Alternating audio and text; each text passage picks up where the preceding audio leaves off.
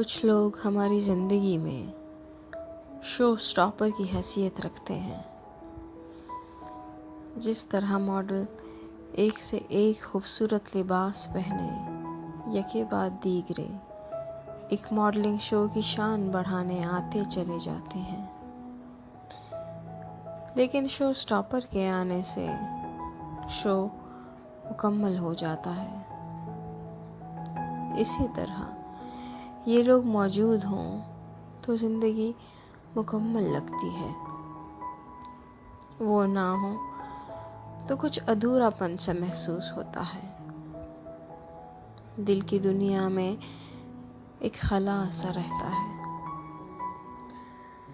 जिस तरह किसी तस्वीर में एक ख़ास रंग भरने से उस तस्वीर को एक मायने मिल जाता है, बिल्कुल वैसे ही ये लोग ज़िंदगी की तस्वीर मुकम्मल करते हैं और ज़िंदगी बामायने लगती है।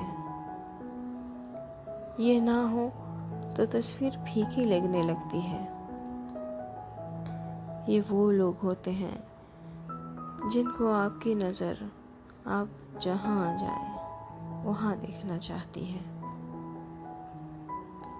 इनकी आवाज़ सुने बगैर आप बेचैन रहते हैं, बिल्कुल वैसे ही जैसे माँ से पिछड़ा हुआ बच्चा अपनी माँ की आवाज़ सुनने को तरस जाता है।